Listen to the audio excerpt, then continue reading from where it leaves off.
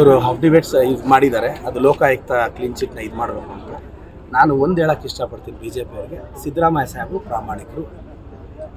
ಈ ರಾಜ್ಯ ಈ ದೇಶ ಕಂಡ ಅಹಿಂದಾದ ಪರಮೋಚ್ಚ ನಾಯಕ ಯಾರಾದರೂ ಇದೆ ಅದು ಸಿದ್ದರಾಮಯ್ಯನವರು. ಬ್ಯಾಕ್ವರ್ಡ್ ಕ್ಲಾಸಸ್ ಅನ್ಕ್ವಶನಬಲ್ ಲೀಡರ್ ಸಿದ್ದರಾಮಯ್ಯನವರು.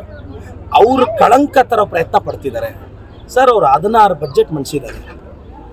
ಅವರು ನೋಡಿ ಇವತ್ತಿಗೂ ಅವ್ರ ಆರ್ಥಿಕ ಸ್ಥಿತಿ ಹೆಂಗಿದೆ ಅಂತ ನಾವೆಲ್ಲರೂ ನೋಡಿದ್ದೀವಿ. ಯಾವುದಕ್ಕೂ ಆಸೆ ಪಟ್ಟವರಲ್ಲ ಪಾಪ. ಅವ್ರದ್ದೇನೋ ಫ್ಯಾಮಿಲಿ ಇದ್ರಲ್ಲಿ ತಂದರೆ ಅದನ್ನು ಈಡಿಗೆ ತೊಗೊಂಬರ್ತಾರೆ. ವಿಜೇಂದ್ರ ಅವ್ರ ಅಕ್ರಮ ಆಸ್ತಿನ ಯಾಕೆ ಈಡಿಗೆ ಕೊಡಬಾರ್ದು? ಕೊಡೋ ಧೈರ್ಯ ಇದೆಯಾ ಬಿ ಜೆ ಪಿ ಅವ್ರಿಗೆ? ಹೋಗ್ಲಿ, ಬಿ ಜೆ ಪಿಯಲ್ಲಿ ಇದ್ದಾರಲ್ಲ ಎಲ್ಲ MLAಗಳು, ಅವ್ರ ಅಕ್ರಮ ಆಸ್ತಿಗಳ ಬಗ್ಗೆ ಇಡಿ ಕೊಡೋ ತನಿಖೆ ಇದೆಯಾ? ಏನಾದರೂ ಮಾತಾಡಿದ್ರೆ IT ED ಅಂತ ಕಾಂಗ್ರೆಸ್ ಅವ್ರನ್ನ ಟಾರ್ಗೆಟ್ ಮಾಡ್ತಾರೆ. ಸಿದ್ದರಾಮಯ್ಯ ಸಾಹೇಬ್ರನ್ನ ಏನು ಮಾಡೋಕ್ಕಾಗಲ್ಲ. ಮಾಡ್ಬೋದು. ಬಿ ಜೆ ಪಿ ಅವರೇ ಒಂದು ನೆನ್ಪಿಟ್ಕೊಳ್ಳಿ, 29ಗೆ ಇಂಡಿ ಕೂಟ ಇಂಡಿಯಾ ಸೆಂಟ್ರಲಲ್ಲಿ ಕೂತ್ಕೊಳ್ಳುತ್ತೆ. ಅವತ್ತು ನಮಗೂ ಗೊತ್ತು IT ED ಹೇಗೆ ಕಾರ್ಯನಿರ್ವಹಿಸುತ್ತೆ ಅಂತ. ಆವತ್ತು ಅವ್ರು ಕಾಮೆಂಟ್ ಮಾಡಬಾರ್ದು ನಮ್ಮನ್ನ.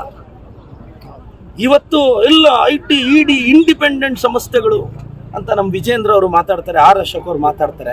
ನೋಡಿ, ಅವರು JDSನ ಜೊತೆಯಲ್ಲಿ ಕರ್ಕೊಂಡು ಹೋಗೋಕ್ಕಾಗ್ತಿಲ್ಲ. ನಾನೇನು ಹೇಳಿದೆ? ಕುಮಾರಣ್ಣ ಅವರು ಚಿಕ್ಕ ಮಗು ಇದ್ದಂಗೆ, ಅವ್ರಿಗೇನೂ ಗೊತ್ತಾಗಲ್ಲ. ಯಾರು ಚಾಕ್ಲೇಟ್ ಕೊಡಿಸಿದ್ರೆ ಅವ್ರ ಹತ್ರ ಹೋಗ್ತಾರೆ ಅಷ್ಟೇ. ಕುಮಾರಣ್ಣಂದು ಒಳ್ಳೆ ಮನಸ್ಸು, ಅಷ್ಟು ಮಾತ್ರ ಹೇಳ್ಬಾರ್ದು. ನ್ಯೂಸ್ ಫಸ್ಟ್, ನಿರ್ಭೀತಿಯಿಂದ ನಿಮ್ಮ ಪರವಾಗಿ.